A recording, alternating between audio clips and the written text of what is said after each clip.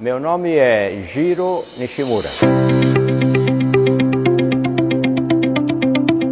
Você sabe que nós éramos pobres. O pessoal fica falando, ah, você é rico, não sei. Mas eu sei que o que você está falando, eu fui pobre.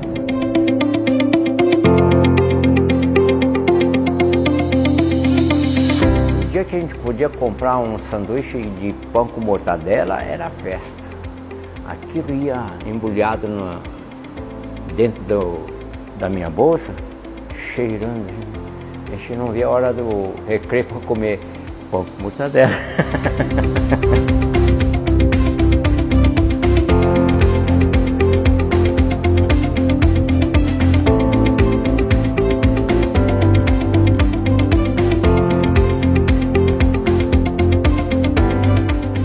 Eu sou da geração antiga, né?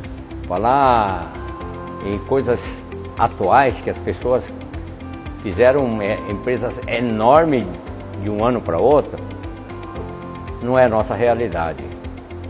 Toda coisa que nós fizemos foi com muito esforço, muita dedicação. Não importa se a máquina já acabou a garantia, mas se aquela peça deu defeito, a gente troca. Não discute se vai pagar ou não vai pagar. Não precisa pagar, é culpa nossa. Troca a peça, né? Se você não trata bem o cliente, ele não compra outra máquina de você, né? 8 horas você trabalha, 8 horas você desenvolve o trabalho, continua trabalhando, 8 horas você dorme e descansa, né? Então, quem trabalha só 8 horas, tá bom, você vai ganhar seu salário, dá para viver, tudo, ter sua casa, mas para você crescer, você precisa trabalhar a segunda 8 horas. Para que vocês existem? Só para ganhar dinheiro, trabalhar e fazer progredir a sua empresa e ter bastante dinheiro? Bom, esse é um péssimo legado que se poderia deixar para qualquer um, porque o dinheiro é só meio, o importante é o que você faz com o dinheiro. Uma empresa sem visão, sem saber para onde ela quer ir, ela começa a ir para a direita, depois de repente volta, vai para a esquerda, de repente vai para trás, a empresa não prospera.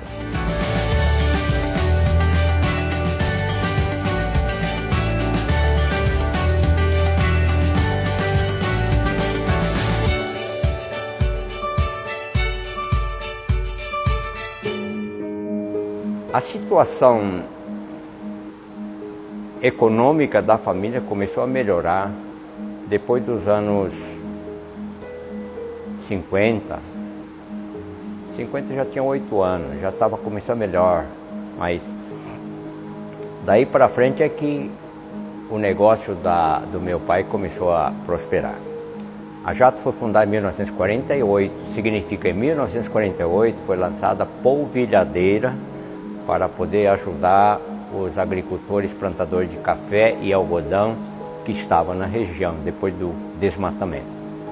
O meu pai é muito criativo, ele sempre criava o produto necessário para a época.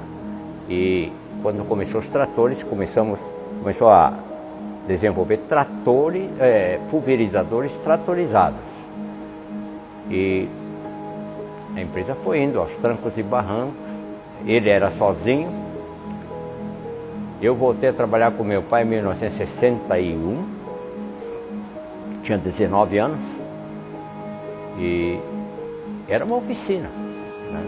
Não era uma fábrica, né? Era uma oficina. Quando eu voltei a trabalhar com meu pai, provavelmente tinha umas 80 pessoas trabalhando na empresa.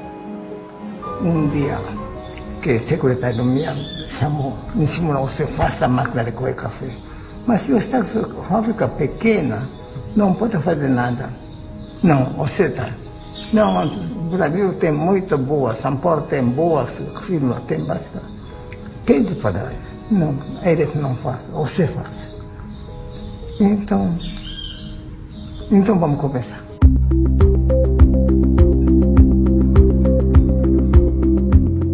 O maior desafio do crescimento foram com as inovações que vão aparecendo, foi a colhedora de café. A colhedora de café foi lançada em 79, portanto a história da colhedora começou lá por 73, 74, quando o secretário da Agricultura pediu para que a Nishimura desenvolvesse essa colhedora. Ele não tinha conhecimento para isso. Ele precisou contratar pessoas que conheciam um pouco desse assunto. Só montaram um departamento de engenharia e assim foi constituindo um grupo inteligência dentro da empresa que pudesse desenvolver a colhedora de café.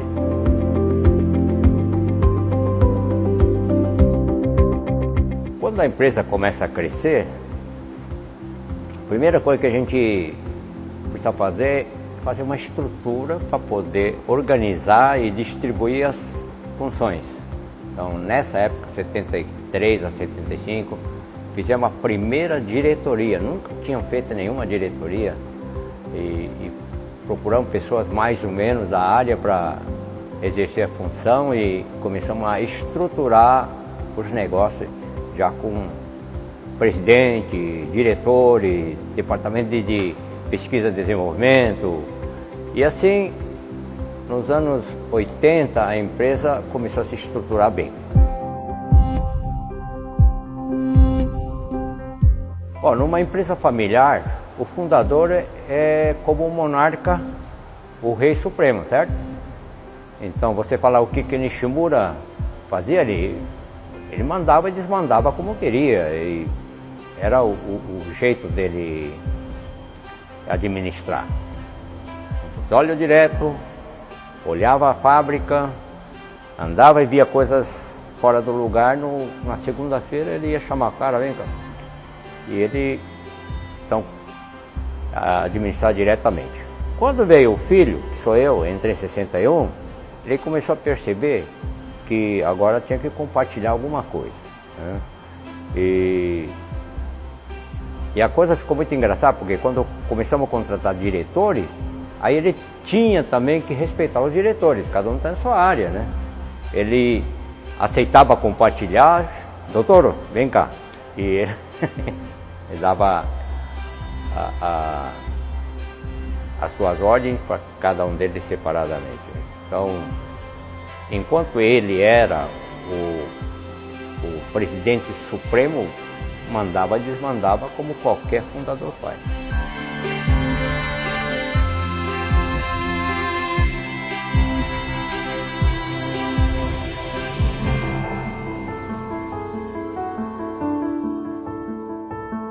Bom, como família são os valores morais, o caráter, que isso ele nunca abriu a mão. A gente tinha que cumprir o que a gente fala.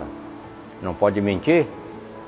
Ele tinha um costume de sempre premiar a gente quando fazia algum serviço. Então, vem trabalhar na oficina. Com 8 anos eu já estava trabalhando na oficina. Eu achava que trabalhava horas, mas devia ser 1 hora no máximo. Porque depois tinha bastante tempo para brincar no dia, né? Mas ficava 1 hora trabalhando na fábrica, na oficina. E depois ele pegava a moeda e dava a moeda. E essa moeda era suficiente para comer 2 picolés. Saía correndo para comer os 2 picolés. E ele sempre premiava o trabalho que você fizer. Ele não era de graça. Comprar qualquer coisa, ele não dava de graça. Tinha que trabalhar. E tem uma forma muito legal dele que quando nós juntávamos metade do valor de alguma coisa que nós queríamos, ele punha a outra metade. Por exemplo, nós gostávamos muito de jogar bola. A bola estragava e queria comprar outra bola, ele não dava outra bola porque você pedia. Se você chegasse e falasse, ó, economizamos, tinha lanche, nós economizamos dinheiro no lanche, era a única fonte, né? Aí levava para o meu pai e falava, ó, já conseguimos metade do valor, aí ele pagava outra metade. O que é importante em tudo isso? São princípios para a vida. Então, o legado que a gente pode deixar para os filhos é o princípio para a vida. E onde nós buscamos o princípio da vida? Nossa família, desde a minha mãe e meu pai, que veio do Japão, teve uma influência cristã. Então, estudava a Bíblia e frequentava a igreja. Então, princípios bíblicos passam a ser parte da linha que você vai ensinar para os seus filhos. Não é o princípio do papai e da mamãe. Está escrito na palavra e eu costumava fazer isso. Quando os filhos chegam na adolescência, eles querem contradizer um monte de coisa. Olha, pai crê em Deus. Na Bíblia está escrito aqui, leia aí. Tá. Aí, você entendeu? Entendi. Então, é isso aí, não é minha palavra. O princípio de vida está na palavra de Deus, você obedece. E assim, nós fomos conversando com as crianças na adolescência. Cada vez que o adolescente quer fazer alguma coisa, né, a gente deixava experimentar. Falei, isso não é bom, mas você quer experimentar, eu vou junto com você. Né? E a gente ia, depois estava falando, não quero mais. Já viu, já conheceu, não concorda com isso, concorda com aquilo.